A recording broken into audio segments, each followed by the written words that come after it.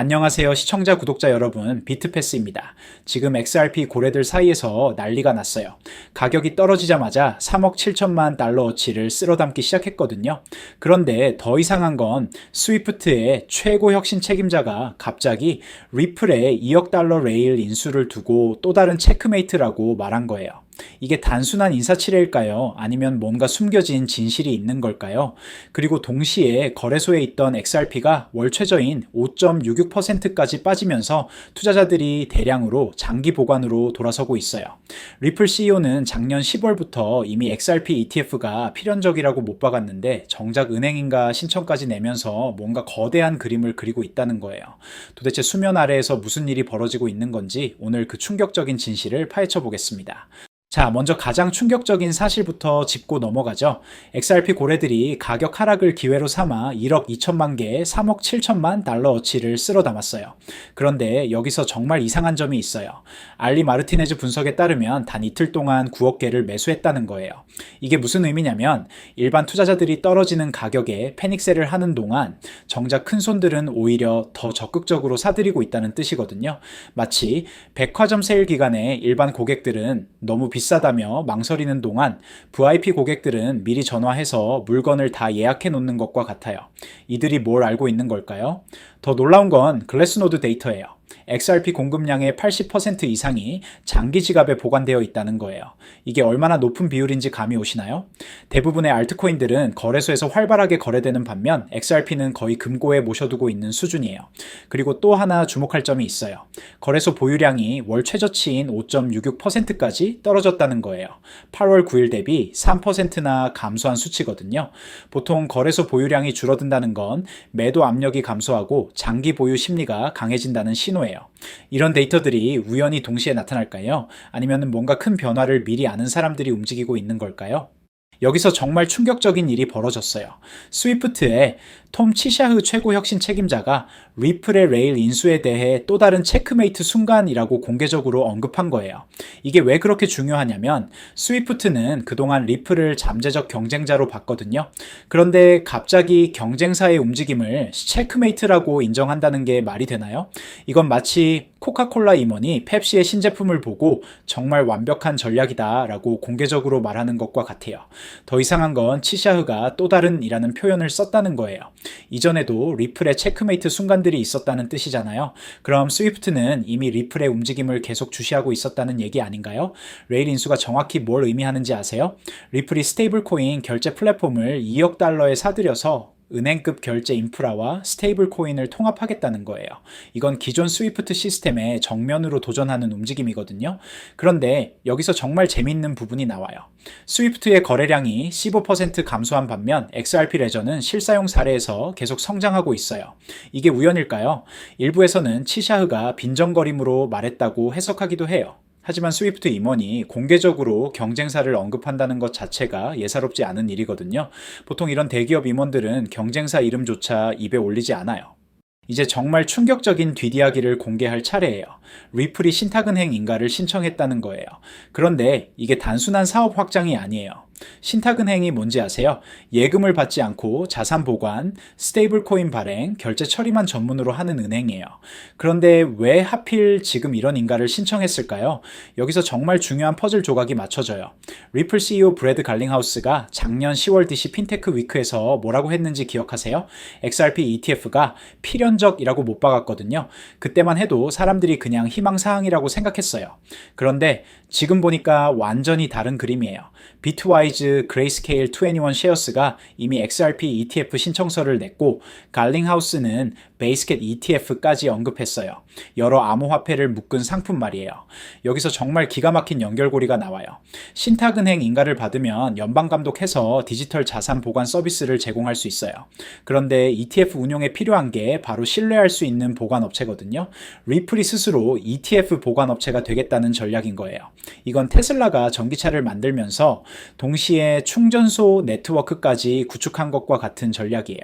독립지역은행협회가 리플의 신탁은행 신청을 반대했다는 소식도 있어요. 그런데 왜 반대했을까요? 소비자 보호와 신중성 위험 때문이라고 하는데 진짜 이유는 기존 은행들의 밥그릇이 위험해지기 때문 아닐까요? 독일 TV에서 금융 분석가들이 XRP에 대해 정말 충격적인 발언을 했어요.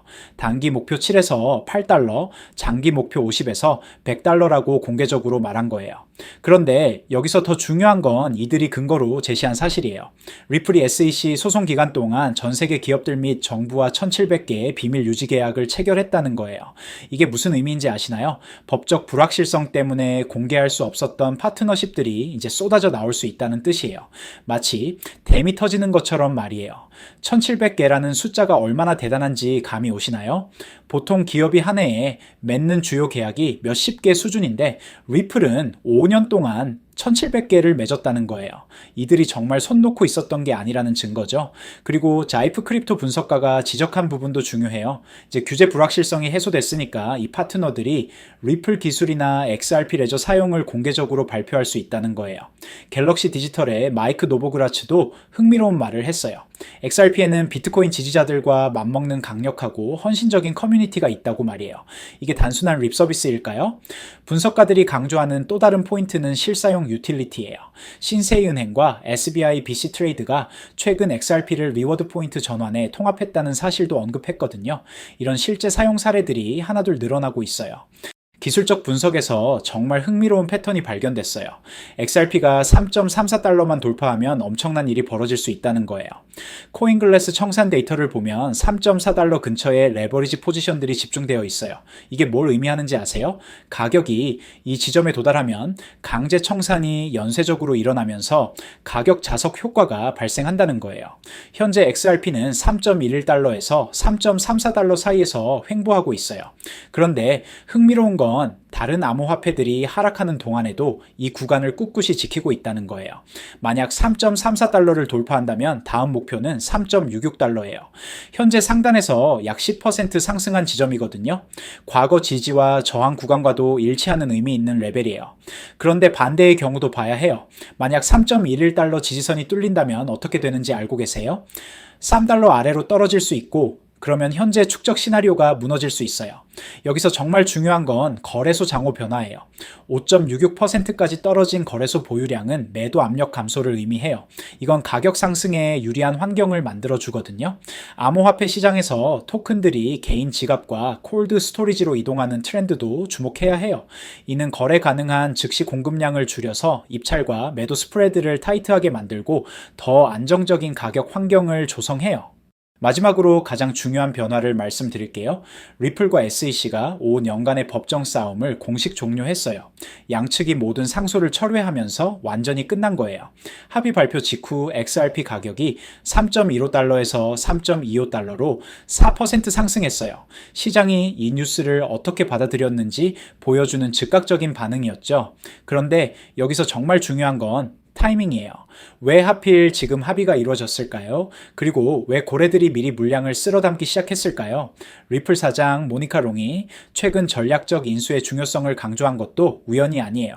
레일 인수, 신탁은행 신청, SEC 합의 완료가 모두 연결되어 있다는 거예요. 이제 기관 투자자들이 본격적으로 움직일 수 있어요. 지금까지는 규제 리스크 때문에 망설였지만 이제 그 장벽이 완전히 사라진 거거든요. 브래드 갈링하우스가 작년에 필연적이라고 말한 ETF도 이제 현실이 될 수 있어요. 비트와이즈, 그레이스케일, 2NE1 셰어스가 이미 신청서를 냈고 블랙록도 언제든 따라올 수 있는 상황이에요. 그리고 잊지 말아야 할 게 있어요. 리플이 목표로 하는 건 전 세계 국제 송금 시장의 14% 점유율이에요. 현재 스위프트가 처리하는 연간 1250조 달러에서 14%면 175조 달러거든요. 물론 거래량과 시가총액을 직접 비교할 수는 없어요. 하지만 그래도 엄청난 성장 잠재력을 보여주는 숫자인 건 분명해요. 결국 모든 퍼즐 조각들이 하나의 큰 그림으로 맞춰지고 있어요. 고래들의 3억 7천만 달러 쓸어 담기, 스위프트 임원의 충격적 인정, 리플의 신탁은행 신청, 1700개 비밀 계약, 그리고 SEC 합의 완료까지 이 모든 게 우연히 동시에 일어날 확률이 얼마나 될까요? 분명히 뭔가 큰 변화가 수면 아래에서 진행되고 있다는 거예요. 특히 스위프트 임원이 리플을 체크메이트라고 인정한 건 정말 상징적이에요. 기존 금융 시스템의 핵심 플레이어가 도전자를 인정했다는 뜻이거든요.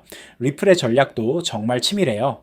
레일 인수로 스테이블 코인 인프라를 확보하고 신탁은행 인가로 ETF 보관업체가 되고 SEC 합의로 규제 리스크를 완전히 제거했어요. 독일 분석가들의 50에서 100달러 전망이 허황된 꿈이 아닐 수도 있어요. 1700개 비밀 계약이 공개되기 시작하면 정말 놀라운 파트너십들이 쏟아져 나올 수 있거든요. 기술적으로도 모든 조건이 갖춰지고 있어요.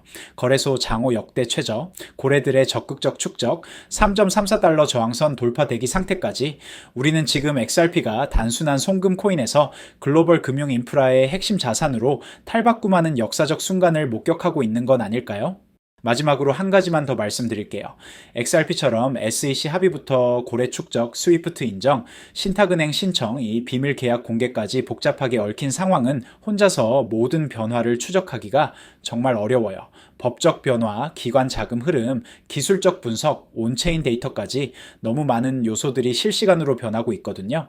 비트패스 텔레그램 커뮤니티에서는 시황 브리핑, 손실 코인 상담, 급등 코인 추천, 트레이딩 뷰 공유, 포지션 변화, 알림을 실시간으로 매일 무료로 받으실 수 있어요. 같이 분석하고 같이 대응하며 투자하는 분들이 모여 있거든요. 특히 XRP 같은 경우는 규제 환경과 기관 채택, 기술적 발전, 파트너십 공개가 모두 복합적으로 작용해서 종합적인 시각이 정말 중요한 자산이에요. 혼자서 다 챙기기에는 너무 방대한 정보량이죠. 커뮤니티에서 함께 정보를 나누고 분석하면 훨씬 효과적으로 시장에 대응할 수 있어요. 투자는 결국 혼자보다 함께할 때 더 현명한 판단을 할 수 있거든요. 가입은 완전 무료고 전화번호 같은 개인정보도 필요 없습니다. 관심 있으시면 고정 댓글 링크로 바로 입장하세요. 영상이 도움되셨다면 구독과 좋아요도 부탁드리고 다음에도 유용한 정보로 찾아뵙겠습니다. 감사합니다.